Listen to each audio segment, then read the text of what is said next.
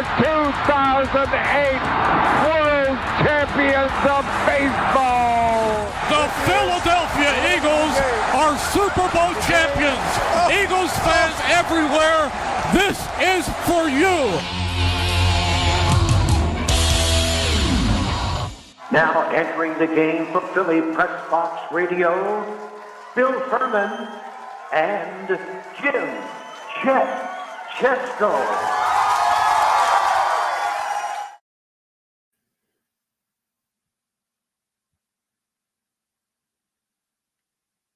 It's Wednesday, August 17th, 2022. Welcome to the Philly Pressbox Radio Roundtable, brought to you by the Irish Rover Station House in Langhorne, PA, Allstate Insurance in Westchester, PA, and the Edge of Philly Sports Network. I'm Bill Furman. I'll be your host tonight, along with my partner, Jim Chet Chesko. Hey, Chet, the Phillies went toe-to-toe with the Mets over the weekend, although losing 2 of 3.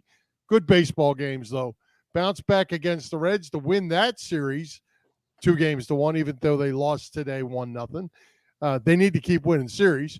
The Eagles starters got 1 series against the Jets. They rolled down the field with Jalen Hurts being as perfect as you can be. Just 2 preseason games left before go time, Chet. Of course, my favorite time of year, college football, just 10 days away. I guess I have to mention the Sixers are coming, or did come, to some financial agreement with that number 25. If they agree to $1, Chet, that's $1 too much. Plenty to talk about. Oh, one other thing, Chet. Yeah. Since we talked last week, I saw Top Gun and I watched Hustle. Wow, you had a busy week. How about it? I can't wait for your review. Save that for later in the show. Keep people in suspense, Bill. All right. Hey, yeah, it's always a busy week here, Bill, and it's fun. It's shaping up to be a fun September for sure, with the Eagles set to get it going for real. The Phillies looking like they're going to be postseason bound, first time in 11 years. And we should mention we have postponed our Philly Pressbox Radio Hall of Fame show till next week. And, Bill, regarding that Eagles season opener, well, we are now exactly 25 days away from the opener. Shady McCoy says so. No snow for the opener this year, though. No, I'm sure of that. Well, I'm not sure of that. You never know, but sure. I would think not. But, hey, we're loaded up with Phillies talk tonight, Chet, with our 2 guests. Phillies Nation's Tim Kelly and Phillies broadcaster Larry Andersen will be joining us. So let's get to it. Let's welcome Tim Kelly back to Philly Pressbox Radio. Tim, welcome, sir.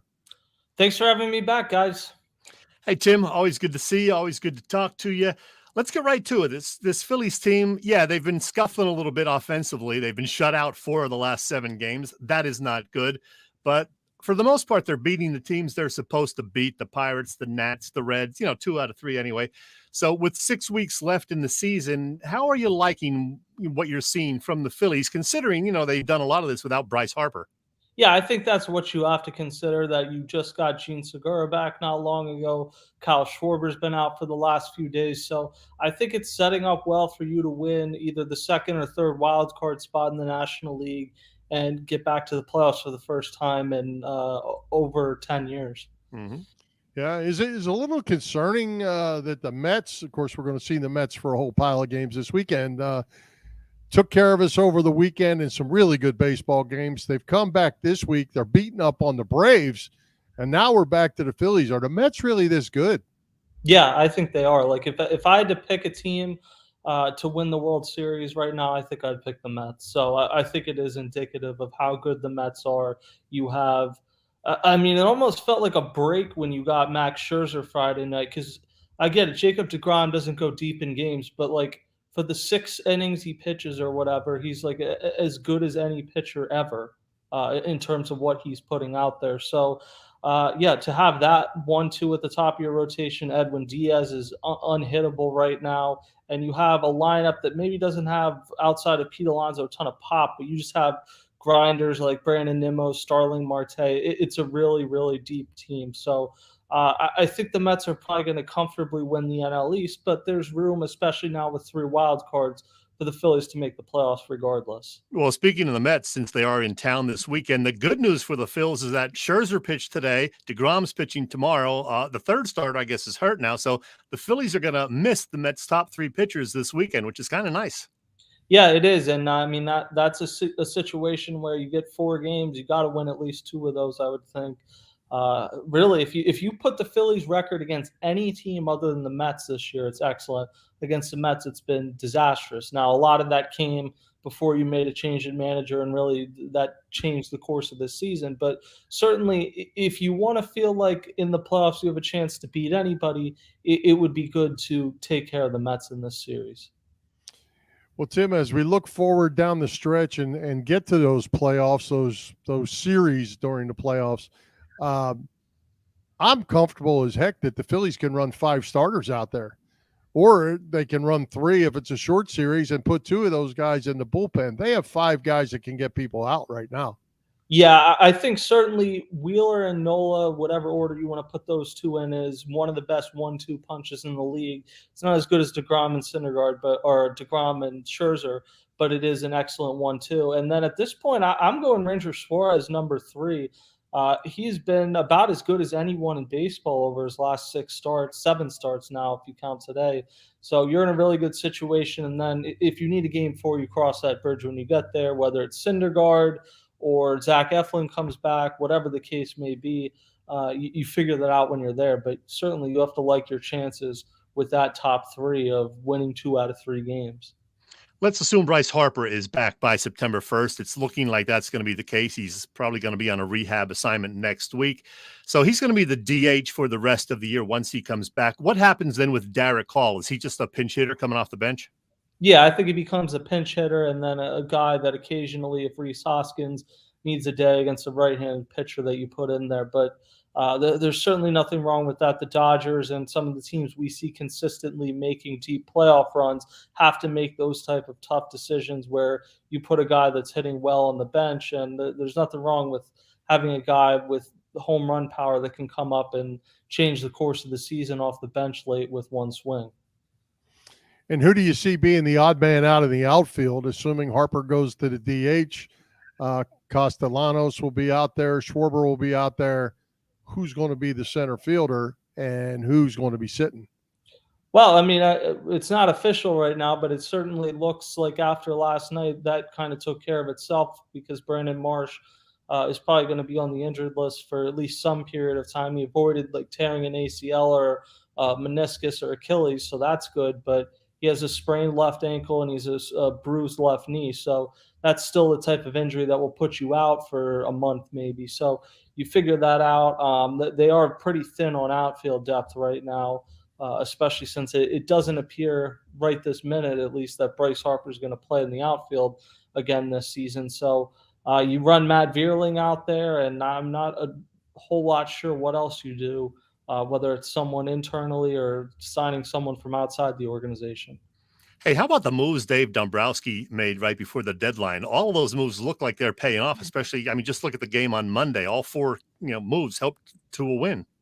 Yeah, I think the biggest one so far has been David Robertson, and it's kind of a cool story because I know there were some people frustrated with how things panned out his first time around here, but I mean, I don't know what the guy was supposed to do. You're injured, you're injured. He got the surgery.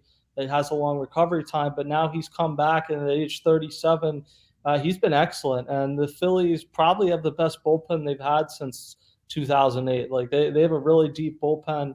No, Sir Anthony Dominguez struggled a bit today, but he's been an all-star caliber pitcher for most of the season. Jose Alvarado has transformed himself since throwing the cutter more, and you add David Robertson in, and it's a very deep bullpen, which it's just night and day from what you had a year or 2 ago. Yeah, I'm going to throw some numbers out here at you. That these actually were numbers that I had prepared for when the Phillies were 50 games into the season. Okay, now think about where we are today. Schwarber was hitting 185, Hoskins 222, Realmuto 247, Stott 123, and Roman Quinn 162. Did it just become hitting season, or did something take place in the changeover to Rob Thompson? Why did this thing get turned around? Well, I think it's a little bit of everything, and some of those guys, like Kyle Schwarber, is not a guy that's going to hit for a high average, but he's gotten hot home run wise. You have Bryson Stott, who has the average isn't going to look good at the end of the season, but when you consider kind of where he came from, he's shown you, I think, moving forward that whether it's at short or second next year, he's going to be your opening day starter at one of those two positions.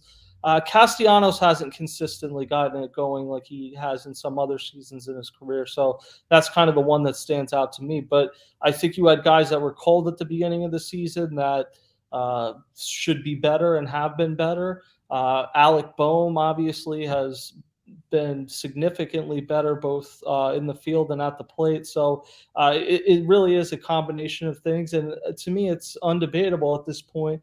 Making the managerial change to Rob Thompson, whatever you want to say happened, it turned out to be a positive decision to make that, and it changed the culture, and they're playing very, very well under him.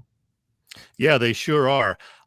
Well, right now the Phils are on pace for 90 or 91 victories, much of that thanks to the pitching staff. And Aaron Nola has struggled the last couple of Septembers. Are you confident that's not going to happen this year? I think it's something that he is very real. He has struggled. The narrative is out there. I know last year on September 1st, he pitched and he struggled, and he tried to play it off after the game like, oh, I didn't know it was September. Like everybody knows, it's the elephant in the room right now. So it's something that he's going to have to get over in September. But boy, was he great last Saturday in Queens against potentially a future Hall of Famer, a two-time Cy Young Award winner, and Jacob deGrom. So that was a good first step for him, certainly. With Bryce Harper returning, what's your thoughts on that, Tim? Have you been keeping a close eye on it? What's the timetable look like that you're seeing? I wasn't obviously on this road trip, but from all the reports, it sounds like next week Bryce Harper's going to begin a rehab stint. And then I know Dave Dombrowski was on MLB Network earlier this week and said September 1st is a realistic target date. And because you had the lockout at the beginning of the season, the regular season stretches a bit into October. So you're looking at getting Bryce Harper back for 4 or 5 weeks. And even if that's only as a DH, before he went down, I don't know, there maybe were some guys hitting as well as him. I don't think there was anyone hitting better than Bryce Harper was. He was hitting even better, I think, than he had in his MVP season a year ago. So getting him back, and I'm sure there'll be some rust to work out, but it's hard not to feel good about getting Bryce Harper back. Hey, Tim, you wrote a piece the other day mentioning interest by other teams in some Phillies top pitching prospects like Andrew Painter. Both he and Mick Abel have been promoted to Double-A Reading. From what you've seen and heard, how good are these young pitchers, and what is their upside? Very good. I know a prospect list came out today where both Abel and Painter were top 50 prospects, and Abel was like 25. So that it's been a long time since the Phillies have had a prospect in that range, and he is only 19 years old. Yeah. He's at Double-A. And one of the most interesting things I've heard Dave Dombrowski say this season is he was talking before the trade deadline, and he didn't say names exactly, but you kind of got the sense it was McGarry, Abel, and Painter he was talking about, that the Phillies didn't want to trade them, and that proved to be true on the trade deadline, but B, the Phillies have a lot of younger arms in those guys, but I don't think that they're years away. He essentially confirmed all three will be in Major League Spring Training next year, and who knows from there. This is a guy that in Detroit brought Justin Verlander up when he was 20 years old, and they went to the World Series that year. So I'm not saying they're going to go to the World Series next year or that anyone's going to be Justin Verlander, but that gives you an idea. This is someone that's been around for a long time, and for him to be that excited about it, I think in a sense, maybe you're starting to see the farm system turn the corner a little bit. At the very least, you have 2 or 3 guys that seem to be coveted around the league, and that's a good place to be in. Well, Tim, we'll throw us all in here, crucified the Phillies for their bullpen over the last handful of years. I think we got to kind of give some shout outs. You mentioned a couple of those guys. How do you like the way Rob Thompson is using these guys now where they don't necessarily have a spot? Sir Anthony does look like he's becoming the closer, especially with Knebel on the IL now. But Hand, Brogdon, some of those other guys, they may pitch the 6th, 7th, 8th, and maybe sometimes the 9th. Yeah, it seems to have worked out. So I kind of think don't mess with what's working. And I do believe in the idea of like use your best reliever in whatever the highest leverage situation is. If that's the 8th inning, if that's the 9th inning. The thing about that, though, is you have to have another person then that can pitch the 9th inning. And it is different pitching the 9th than the 7th. And a few years ago, when the Phillies tried to use Sir Anthony wherever, they didn't have another person that could pitch the 9th inning. They have at least one other in David Robertson now. And I'd feel pretty comfortable using Jose Alvarado or Brad Hand in the 9th inning. So while Sir Anthony would be my ideal closer, if you have to use him in the 7th, if you're playing the Braves and Ronald Acuna comes up with runners in scoring position, you don't feel like you're setting yourself up to lose in the 9th if you bring Sir Anthony Dominguez in the 7th or 8th. Hey, Tim, we're almost out of time now, but, when I look at you on Twitter, this always jumps out at me, and I got to ask you, on your Twitter profile, it says, once outscored Saquon Barkley in a track meet. Can you explain that? Yeah, I was a year older. I went to Northampton High School in the Lehigh Valley, and Saquon Barkley went to Whitehall High School. And I was a year older, and we went to the high schools were literally like across a bridge from each other. Right. But we would have a track meet, multiple track meets where they were either involved or it was just our high school against their high school. Saquon Barkley didn't do any of the same events that I did. I'm not saying I beat him head to head, but you get points for the amount of times you get first place in a meet, second place, third place, whatever.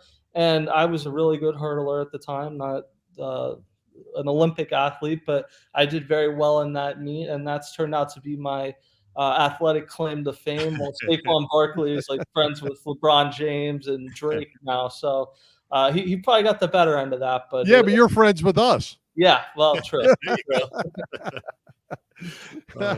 Well, hey, Tim, before we let you go, give a shout out to all your social medias, all the places people can follow what you got on. You're always have things happening. Yeah, you can follow me on Twitter and on Facebook at Tim Kelly Sports, and then read my work on PhilliesNation.com and Odyssey.com. Tim, I mentioned before we went on the air that I was going to ask you, and I forgot about asking you. Noah Syndergaard not going to start against the Mets this weekend. Is it because he's afraid of the Mets, as some people on Twitter have implied, or is it just a strategic thing by the Phillies? Yeah, I guess we'll never know for sure, but I think it's probably just a strategic thing in the sense that he's pitched every 6 days until acquired by the Phillies, and he's coming off Tommy John, so I would guess that they're being pretty careful with him. Yes. I would think, if anything, he would want to face the Mets. Yeah, he would think so. Like at this point, I think he would be better to go out and get shelled against the Mets than miss pitching against the Mets. Yeah, right. Like I think he knows the narratives out there. He's very much online, so I really doubt that this had anything to do with him not wanting to pitch against the Mets. I agree Me too. Thanks, Tim, where are the Phils going to finish? I think they're going to win the second wild card. So I think that puts them in good shape, and then they'll have a 3-game playoff series and go from there. In Atlanta, probably. Yeah, well, that's the thing. I keep hearing people say it'll be great to have playoff baseball back in Philly. They're going to have to win 3 on the road for that to become a reality. Or 2 on the road. That's right. All right, Tim. Appreciate you joining us. Let's do it again. Awesome. Thanks, guys. All right. Hey, Chet, school is back very soon, almost as we speak. Good chance your couch will be getting more mileage than your car. Time for you to start saving with Allstate's pay-as-you-go auto insurance. Yeah, you know it, Bill. Allstate's pay-as-you-go auto insurance puts you in control. You only pay for the miles you drive with the same full coverage that a traditional policy offers. Pay-per-mile insurance gives customers greater control of their insurance costs. See how much you can save with pay-per-mile car insurance by calling your local agent. In Westchester, PA, that is Dave Lavoie. Call Dave at 610-430-0700. Again, that number is 610-430-0700. And start to save more now that you are driving less. Yeah, and hey, Chet, dog days of summer are here. It's been hot. We've been through a hot spell up in the great Northeast. What's better than a cold, refreshing beverage like those at the Irish Rover Station House? What's going on over there at the Rover? Oh, I'll drink to that, Bill, first of all. Yeah, summer may be winding down, but the good times are continuing over at the Irish Rover in Langhorne. Their Thursday killer burger battles are still going on. And in fact, they have a couple of good ones this week. Taylor's Tater Tot Burger and Donnie's Bronx Burger. There you see the description on the screen. This week's special, otherwise dinner specials every Thursday through Sunday. Well, among appetizers, they have Irish nachos, which sounds really interesting. The entrees, shrimp scampi and filet Oscar. Of course, if you're a beer lover like me, remember there's always 24 beers on tap at the Irish Rover Station House. IPAs, wheat beers, stouts, they got them all covered. The Irish Rover Station House is on Bellevue Avenue in Langhorne. The website, of course, irishroverstationhouse.com. I need a little Merrill Reese tonight, but what do you think? A little Merrill? Yeah, come on, Let's do Merrill. it.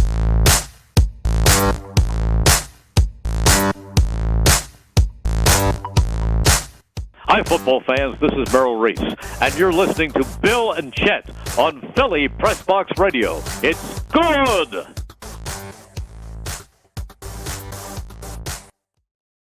Yes, it is. Hey, Chet, before we jump over to the Eagles real quick, we're going to go Eagles and we're going to come back Phillies, but there's a good question here I'm going to throw up on the screen and let you answer it, get your thoughts. Would you rather finish in the last wild card spot and play the Cardinals first, from Joey Wood? What do you think? I had that on my list of possible questions for Tim. Didn't get to it, but yeah, I would. If you're the 6th seed, basically the third wild card, you would play the weakest of the 3 division winners, which would be, in this case, the Cardinals. I would rather take my chances with the Cardinals on the road than with the Braves on the road. I think the Braves have a better team than the Cardinals. So, I would prefer to go to St. Louis to play them. But, you got to play who's put in front of you. Well, I think I'm going to go with the no preference. Just keep winning. Oh, yeah. If you're winning your series, as we say, they just need to keep winning series. If they keep winning their series, they're going to be playing good enough ball come that time. It's not going to matter who they're playing. And they got to go on the road and win 3 games. I really hope that they do clinch their spot, before the last couple of days of the season, so they can get the rotation the way they want it. If you can put out, a Zach Wheeler, Aaron Nola, and Ranger Suarez 1, 2, 3, you got a good chance. You got a good chance to beat anybody in the postseason. Absolutely. Well, Kyle Gibson can pitch too. Yeah. And so can Thor. So I'm pretty fired up about all 5 of them actually right now. Yeah, it's going to be an exciting finish to the season. Can't wait. All right. Well, hey, before we get to our visit with L.A., let's talk some Eagles, Chet. Jalen Hurts in the first unit could not have done any more than they did against the Jets. 6 for 6, 80 yards, touchdown, and still critics out there. What in the world is going on? Well, you know how it is. It's those stupid fans again. It's those stupid fans. First teamers on both sides of the ball looked real good, Bill. Hurts a perfect 6 for 6. He hit Dallas Goedert for a touchdown. He survived that nasty uncalled for hit out of bounds by some Jets goon. So, yeah, they look pretty good, I think. They lost the game, but nobody cares about that. It's a preseason game, for crying out loud. The guys who will be on the field September 11th, and a few of them like Jason Kelsey and Devontae Smith, not even in the lineup, well, they all looked good. So I have no complaints about what happened last Friday night in the opener. Yeah. Me neither. I mean, anybody that watched that first drive and came out complaining about anything, they're not fans, I guess. I don't know what. They're complainers. That's all I got for them. Yeah, I watched about a quarter and a half, and then I watched the very end of the game because I had it on my DVR, so I just wanted to see how they ended up blowing it with the third stringers, but it didn't really matter. But Jordan Davis and Nakobe Dean on defense both look good. I mean, the Georgia teammates, they're going to be a great tandem. Davis is a beast. We know that. I'm optimistic. To be honest, even though I didn't watch much beyond the first quarter, what I did see, I liked a lot. And I don't know how much we're going to see of the main guys in the final 2 preseason games. I don't think much at all, but I can't wait till September 11th. Yeah, well, it's time. And I tell you what, those two rookies played very, very well in their first outing. It's like you say, it's preseason. I don't care much about it. It's what's going on this week. They're off to Cleveland, I bet, right? The practice. Yeah, Cleveland. Yep.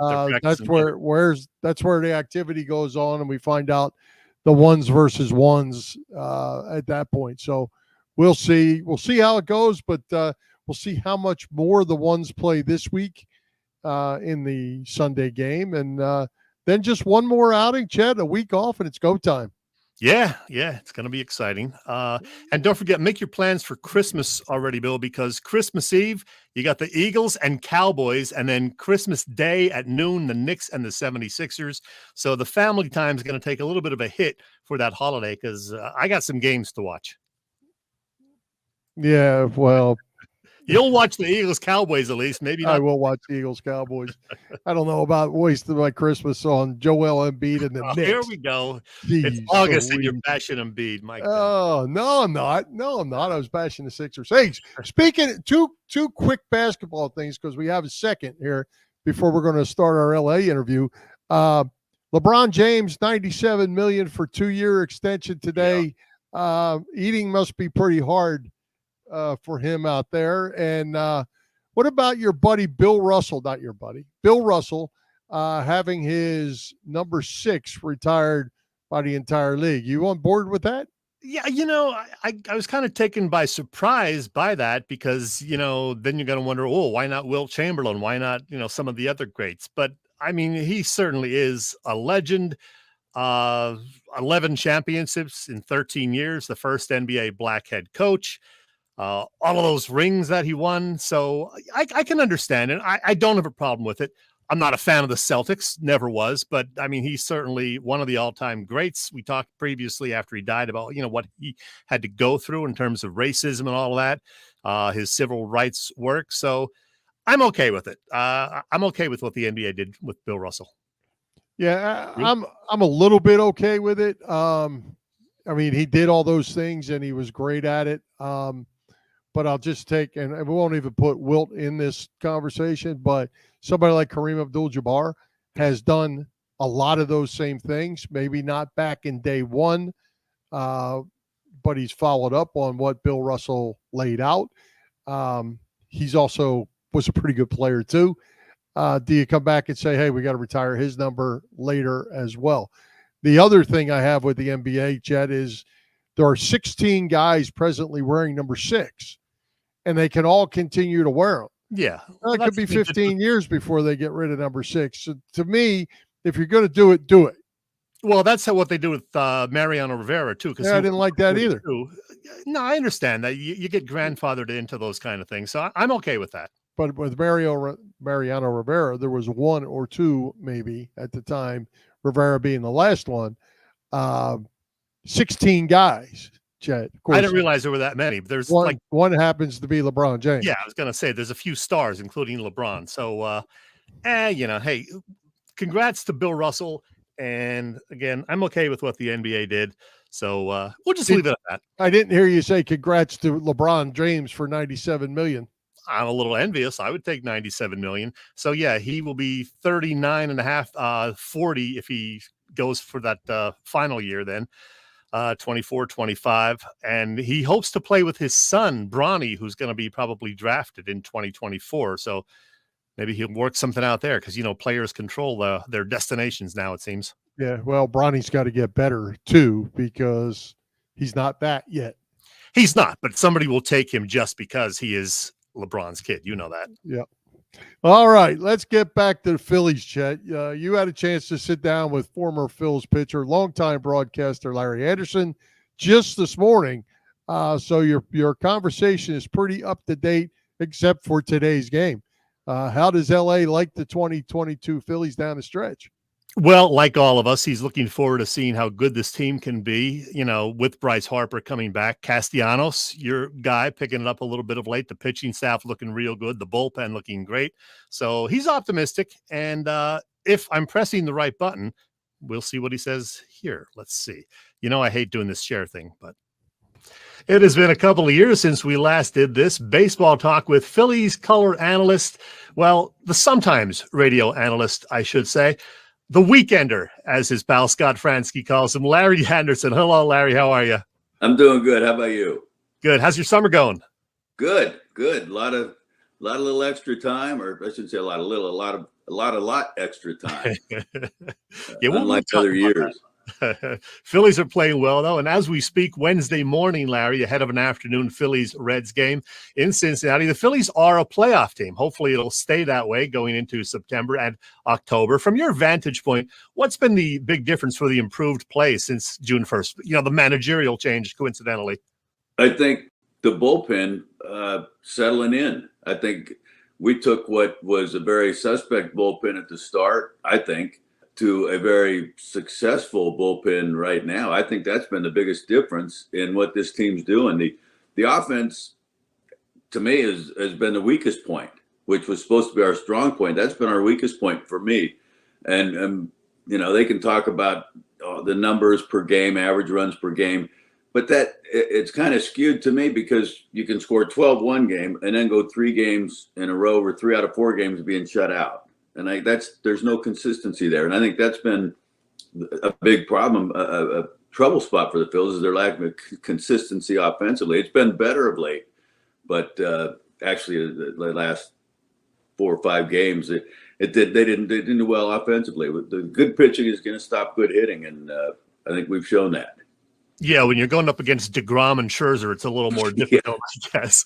As you said, for me, one of the main reasons has been the improved bullpen this year. We used to have to say historically bad when we talked about the bullpen. Not this year. They've been very good. And the starters as well. They have 5 guys now who are pretty good. Syndergaard looking, pretty decent so far as a 4th or 5th guy. So do you like this rotation heading to a hopeful postseason? Yeah, I do.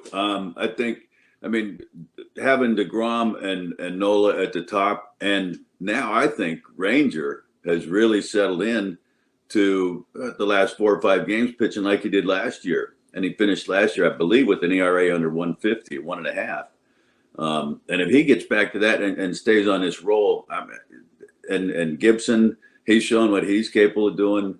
And then at the back end, I think, early Gibson and Thor, Syndergaard, if they give the offense a chance, that's all they're asking for. That's all you want your 4th and 5th starter.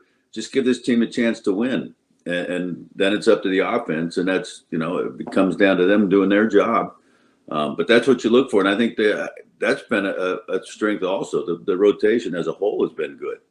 I mentioned the managerial change. Rob Thompson, there he is. They just look like a different team under him. Can a manager make that much of a difference? I think when it comes to the play of the players, and it's not just what you do out on the field, it's all the time leading up to that. I think the mental part of it, I think the one thing with Rob Thompson, what these players have amongst themselves is relaxation. They're not tense. They're not, I don't know if Joe was worried about losing his job or trying to keep his job or what. He's a great guy, and I not being down in the clubhouse hardly at all, try and give the players, that's their place. But that's apparently was kind of intense in there, and guys weren't relaxing. Guys weren't just settling back and saying, let's just go play ball. And I think Thompson's given them that mentality to just, hey, let's have fun. Let's go out and let's play. Let's see what happens. We have a good team.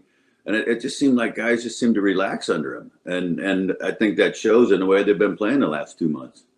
Well, the Phils are on pace right now for 90, maybe 91 wins, which would be very nice. Hopefully their first postseason appearance in 11 years, as we said. Who's been the most pleasant surprise in your eyes this year? I think Alec Bohm. Yep. From the start, and we all know what happened in the early part of the season when he's didn't have the greatest things to say about this place. I think Castellanos helped him a lot coming out of that. But I think him standing up, I think when you deal with fans in Philadelphia, it's a different breed. You have to understand Philadelphia a little bit and understand the passion of the fans, and also take into account that this is the first franchise to lose 10,000 games. I mean, there's a lot of losing for fans here. They kind of enjoy the playoffs just as much as everybody else, but they haven't been able to But I think with Alec Bohm, I think Castellanos talking to him saying, hey, everybody's had errors, everybody's had 3-error games, whatever. The fact that Bohm stood up and was accountable, I think that's what people here want. They just want you to be accountable. They want you to go play hard, play smart, be accountable for what you do, for your actions on the field. And I think Bohm stood up and did that. The next day getting the ovation, and I think it relaxed him. It helped him to say, you know what, hey, maybe this isn't such a bad place. And I think it's showing what he's capable of doing now. A lot of pleasant surprises. Bohm, Bryson Stott, Garrett Stubbs when he gets in there. So, I'm really impressed with what they've done. Hey, LA, you've had something of a reputation for being a tad hard on umpires over the years from time to time. Is umpiring getting worse? Yes. Yes. But, I mean, why in the world the umpires, or I don't know if they had to approve it, but take that box off the screen. Take the box off the strike zone off the hitter, off the plate, to get rid of it. Because all they do and for myself included, it just leads to second guessing. Oh, he missed that one. How can he miss that one in this spot? I mean, you're talking about this much. Guys are missing pitches by it, and hitters are complaining, pitchers are complaining.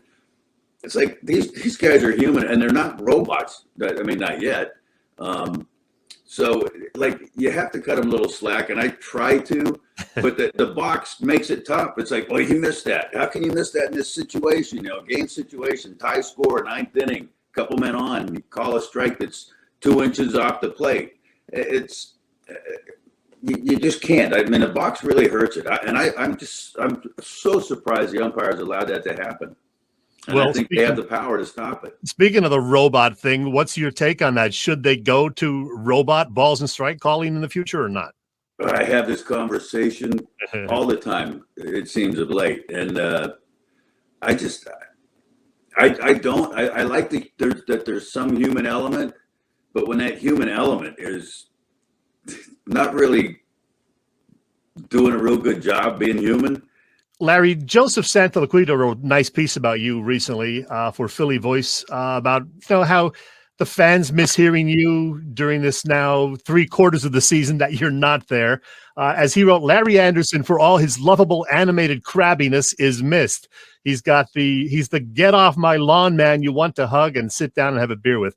Have fans told you how much they do miss hearing you? I've heard from a few that, they wish I was doing more games. And I honestly, when the team's playing, when it's winning, it's the first time in 10, 11 years where you really think they're going into the playoffs. It's like, now I want to be back more. I've had a couple of stretches where I was off for 18 days. And then coming back to that, for one thing, it's just getting settled back in takes a little bit. But missing, and I miss calling the games with Scott. That's the one thing I really I do miss. It's we've got a rapport. We enjoy working together, and it's just it's something that I don't know. Baseball is obviously in my blood, and being away from it for that many days, it makes it tough. I wish I was back a little more. Yeah, you and Scott are certainly terrific together. So it's always a treat when you are there on those weekends. Well, Larry, you were quite an athlete back in the day as a pitcher. You made some wonderful plays. Check out this footwork on this 1993 play that I'm sure you're familiar with. Larry Andersen, 2 days shy of his 40th birthday. Reed bounces to Kruk. Kruk dives, makes the stop. Bad throw, but Andersen gets the bag. Second out of the inning. Heck of a play by Kruk and Andersen.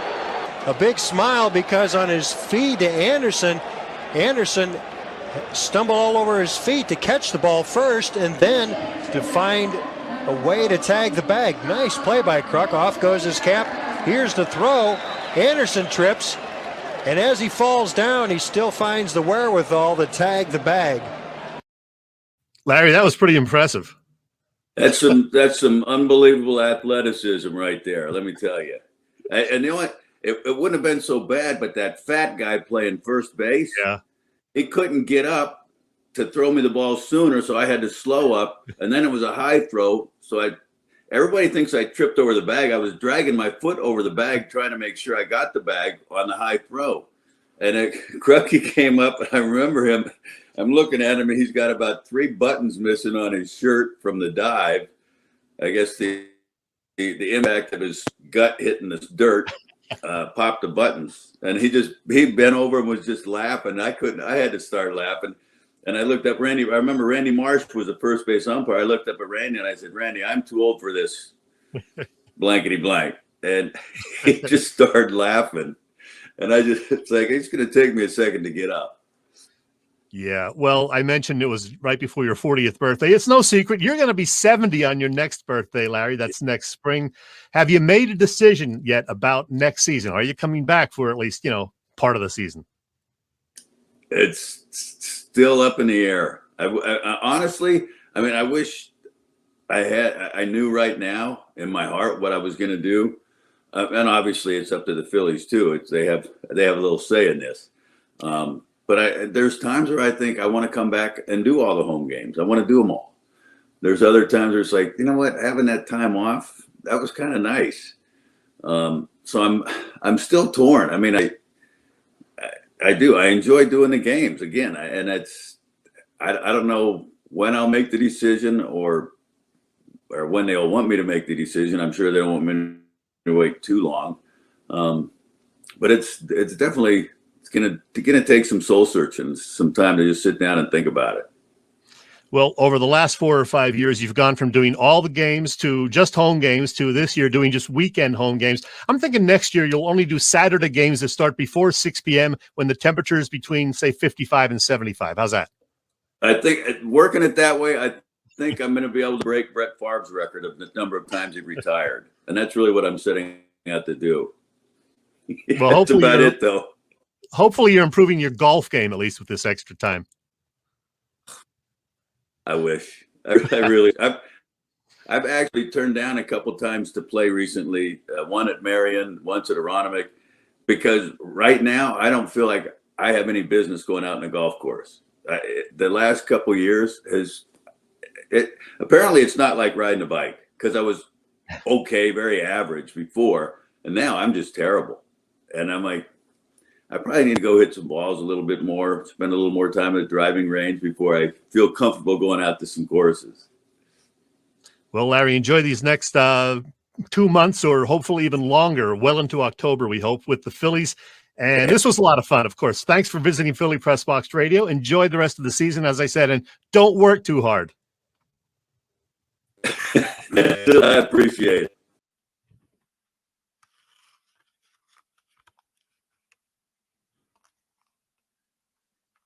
Well, what do you think, Chet? What is that? Is that a Larry Andersen mask? Halloween Night at the Vet, 1985. Oh, my gosh. How about that, huh? You're the one usually comes up with the props tonight. I have never seen that. How about that? It actually says it on it, 1985 Halloween Night at the Vet. Wow. They gave that away, huh? They did. That's probably worth $1 or $2.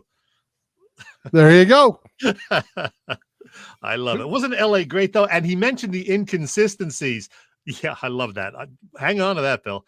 Yeah. Larry mentioned the inconsistencies with, scoring 11 or 12 runs one night and then nothing the next day.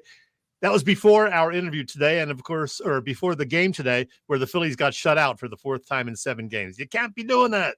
Yeah. I mean, he was right on, and I think we all see it. It's just a matter of, you got to get the big hits. What they have the other night, they had 13 left on base and had to go to extra innings to win. It's that key hit. We're just not getting that key hit right now. And, but you know what? I feel like this team is good enough. They're going to come around. We said this last week before, you're not going to stay hot forever. You see dips and peaks and valleys, and but other guys will pick it up. Yeah. Today they had some chances early in the game, but just couldn't get the runs home. And now they got a day off to recover tomorrow, then the big 4-game series against the Mets. And then the schedule gets easy again. They got 4 more games against the Reds, all at home, and then 3 against the Pirates in Philly. So, they got to win 6 out of 7 next week at the ballpark. And I think they're going to move on up in the standings if they do. 6 out of 7 is too much to expect. No, it isn't. Not against bad teams. You got to win 2 out of 3. Win 2 out of 3 or 3 out of 4. You're not going to win them all. Okay. It doesn't work that way. 5 out of 7 minimum, Bill. Hey, listen, we got 2 minutes. I'm going to do this. All right. Oh, no. Yeah, I got something for you, Bill. I'm going to squeeze something in right here. I know you see my escapades on Facebook, and that being the case, you know that I had quite the wild Saturday. I was at Monster Mania, as I always go twice a year. I had to fight off some zombies while there.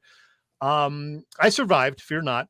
There was an amazing visit that evening at Nick's Roast Beef on Cotman Avenue, where I saw a couple of our favorite viewers, Robbie and Jane. They love watching us every week. And that was the first time they met one another. And you still haven't met either of them, Bill. No, you met Jane. You haven't met Robbie yet. That's right. But in between all of that, Bill, well, I don't know if you know this, but Saturday was National Bowling Day. Bill, you're on camera, so don't do anything bad. You're on camera. In between those events, Saturday was National Bowling Day, where I hung out with one of my favorite DJs from 93.3 WMMR, and he told me that he's got something real cool happening next week at the ballpark. So if I can find it, here's the details on that. It's me, Jackie Bam Bam from 93.3 WMMR, Philly Pressbox Radio. Chet, Bill, what are you doing? Wait, I'm going to do this is how, what was his name? Joe Morgan from the Cincinnati Reds. Oh, by the way, it's not Joe Morgan or Johnny Bench of the Cincinnati Reds. It's me and the Philly Fanatic. August 24th, I'm going to be out gassing my Mummer Street because it's Mummer's night. I hope to see you there. Hey, Chet, Bill, I love you. All the best. Bye. Bill, can you hear me? You're muted, Bill. You're muted. Unmute. Unmute, Bill. There you go. I'm unmuted. There you go. That's how Jackie Bam Bam rolls. See what I did there? Because he was at a bowling alley. That was great. That was great. Yeah, he got a little promo there. He's got a big event next Wednesday when the Reds are in town, speaking of which. So he's going to be dancing on the dugout, he said, with the Fanatic, I believe, in the 5th inning. So something to look forward to, sports fans. All right. Well, hey, speaking of things to look forward to, Chet, let's look at the shows at the Edge of Philly Sports Network this week. We talk about wall-to-wall coverage, Chet. It is wall to wall to wall to wall because I'm certainly not going to read all those. But if you have a free night, catch all the action on www.eopsports.com, as well as Edge of Philly Sports on YouTube, our show, Philly Press Box Radio, on our YouTube channel. Hit the subscribe, follow, like buttons, share with your family and friends. Check out all these shows, Chet. You talk about growing. This network's growing.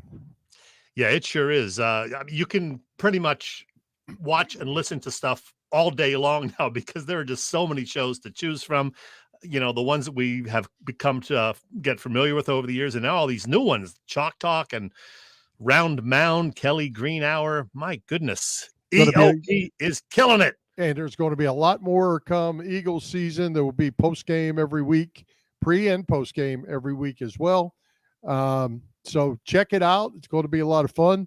And we're all participating. We're adding people that are quality people, quality Philly sports people. And it's a lot of fun. Yeah, it really is. And somebody, by the way, asked this question, Bill. Air conditioning working? Yes. After 2 weeks, our nightmare is over. During the past weekend, the air conditioning folks finally fixed our situation here at my office. So, yeah, 2 full weeks.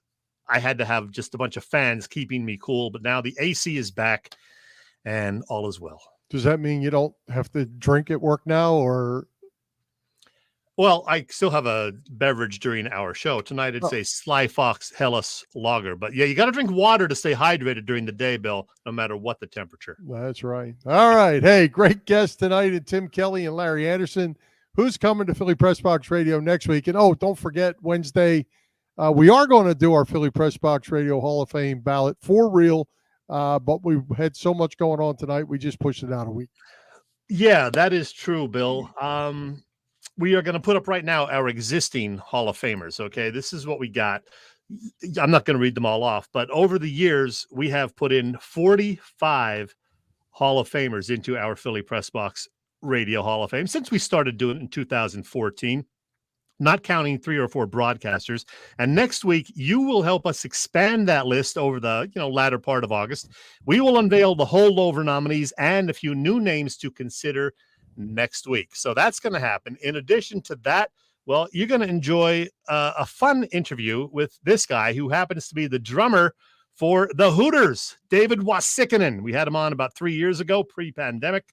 He is a huge Philly sports fan. He is also a great guy. And the Hooters and his other project, In the Pocket, have several shows in the area over the next few months. So it's going to be good to talk to David Wasikinen for next week. All right. Looking forward to it. Let's get after it. And Chet, as I mentioned, the opening of college football is just 10 days away. How about the Penn State Nittany Lions not being ranked in the preseason top 10? Chet, what do you make of that? That's pretty unprecedented. Well, I'm going to defer to you on that, Bill. You follow the college game more closely than I do. But let's be honest, last year was kind of a disappointment, Bill. The Nits started off 5-0, then they lost 6 of their final 8 games to finish the season 7-8.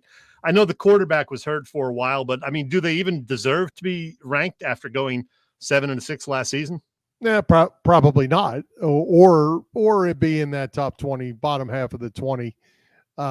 Because that's usually where big name schools are. But we'll find out. They have Purdue on the road. They have Auburn on the road early on. We're going to find out pretty quick. Sean Clifford, the quarterback you mentioned, is back for his 6th season. Yeah. These guys, I shouldn't say this, but I'm going to say it anyway because I don't know it's true. They might be making so much money they don't want to leave. They might have too good an NIL deal that they don't want to leave now, so they're going to keep coming back. So, but the list of normal frauds are on that list. Notre Dame's up at about 5, USC's up in the top 10, Miami's up there. Those teams aren't winning nothing. They're frauds. There you go, Bill. There's the rankings. Notre Dame 5. By the way, Penn State is number 29 if you were to expand this, and they are number 26 in the coaches poll. So they're not too far out of there. Remember last year they started 18th and then moved all the way up to number 4 before the losing started. Yeah, and it's funny. You'd look at a team like Pitt, another fraud. They had a good quarterback with Kenny Pickett. They had a nice season last year, deserved what they got. He's gone. They'll be gone, just back where they came from, along with these other frauds. And everything else will settle itself out, probably with Alabama, Ohio State, and Georgia right up there at the top at the end again. Hey, you mentioned Penn State opening with Purdue. That is a Thursday night game, believe it or not. The Thursday, September 1st. So that's going to be different. Some Thursday night football, college variety. Yep, absolutely. Well, we'll certainly talk a lot more college football as we go. Chet, I got to get you boned up on that. By the way, Penn State took today off from camp to play laser tag in the gym. Goon, our pal Keith Conlon, sent me a message saying, I won't even say what he said, but this isn't how camp is run. Yeah, I believe James Franklin was supposed to meet with the media late this afternoon. I don't know if that happened or not, but maybe he gave a good report on the laser tag games. I don't know. Maybe. All right, Chet, let's take another quick break and thank our friends at the PPCC 118 Raz Room. They post great sports memorabilia on their Facebook page so people can take a chance of winning something they may not be able to afford or have access to. All items come with certificates of authenticity. They continue to run out great autographed memorabilia from all the Philly teams and more. They have small line razes that give you greater odds of winning. Check out their Facebook page, like it or follow it. It's PPCC 118 Raz Room. That's right, PPCC 118 Raz Room on Facebook. Hey, Bill, I want to take a minute to mention the Philly sports trips because I want to tell our viewers and listeners about them again. I joined them, as you know, on the trip to Cleveland and Canton earlier this month for Dick Vermeil's Hall of Fame induction, and it was awesome. And this fall, they've got a whole bunch more great trips for fans to consider, including, of course, all of the Eagles away games. They'll be going to them all either by bus or by plane. There's a visit to Wrigley Field during the final week of the Phil's baseball season, plus an October Flyers hockey trip to Nashville, Music City, October 22nd through 25th. The Eagles are off that particular weekend, if you're wondering. Get all the details on their website, phillysportstrips.com. And by the way, that September 25th game, the Birds and the Washington Commanders down at FedEx Field, I believe they have over 600 fans just on this particular Philly Sports Trips venture alone, some 13 or 14 bus loads at last count. So that is going to be awesome. Wow. I'm surprised the football team or whoever they are would allow them to sell that many tickets to the opponents. Well, they're probably having a tough time selling them to their own fans. So why not bring other people in? All right.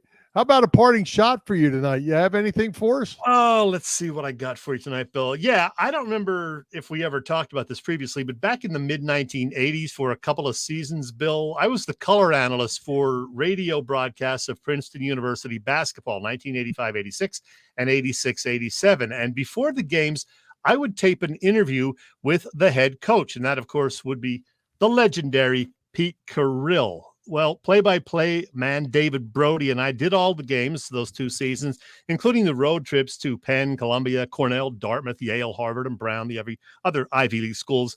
And I remember on the bus trips, sitting a seat or two behind the coach after the games, he would talk constantly with his assistant coaches about what went right and what went wrong. Well, during his 29 years as Princeton's coach, a lot did go right for Carrill. His Tigers won more games, more than 500 games, and 13 Ivy League titles, all, of course, with Princeton not ever having the ability to award players scholarships. His ball control Princeton offense was legendary. His teams were always among the best in the country in terms of defense and overall fundamentals. Basketball fans remember that 1989 NCAA tournament opening round game when Princeton came within 1 point of upsetting John Thompson's number 1 Georgetown. And then in 1996, not long after announcing he would be retiring, his 13th seeded Tigers upset UCLA, the 4th seed, in an opening round tourney game. Carrill was later an assistant for several years for the Sacramento Kings. Well, he is a Naismith Hall of Famer too, and now he is no longer with us. Pete Carrill died Monday morning at the age of 92, so we say rest easy, Coach. Absolutely a coaching legend. Yeah. You always knew during all those years that he coached, you better be prepared, and you knew he was going to be prepared. You knew he was going to have a good club. And there were some good Penn clubs during that time too. And it was always a battle when they played Princeton. That's for sure. Yeah, he was indeed a legend and a good guy, and 29 years at Princeton, won a lot of games, and started out as a high school coach in Pennsylvania, I believe. I believe that is right. He's from the Bethlehem area, is he not? Yeah, I believe so. Yeah. Yep. Rest easy, Coach. All right. Anything else before we put a wrap on this thing? Don't forget, Bill, 25 days till the Eagles season opener. That's right. And let's go Phillies as we get ready for the weekend. Day off tomorrow. A pile of games for the Mets. Need to win. Dave Yarnell says the Mets are up 4-0 already on the Braves in the bottom of the 2nd inning. Mets are playing good ball, but we got to win. That's actually good news for the Phillies, though, because it moves the Braves back a little bit closer to the Phillies. So they have another series with them, I believe. And that's got to be the goal right now, catch and pass the Braves. That would be my goal. That's it. All right, well, let's wrap this thing up. Let's thank tonight's special guests, Tim Kelly and Larry Andersen. Our sponsors, the Irish Rover Station House, Bob Sullivan's LikeYourAge.com, PPCC 118 Raz Room, and Dave Lavoie of Allstate Insurance in Westchester, PA. For Jim Chet Chesko, this is Bill Furman. We hope you enjoyed the show, and we'll join Philly Press Box Radio next Wednesday, August the 24th at 7 p.m. You see us live on Facebook. Listen to our website, phillypressboxradio.com, on blogtalkradio.com/phillypressboxradio, on Philly Press Box Radio YouTube, don't forget that, as well as Google Podcasts, Apple Podcasts, iHeartRadio, and all the others. High hopes, Philadelphia sports fans, and go Phillies.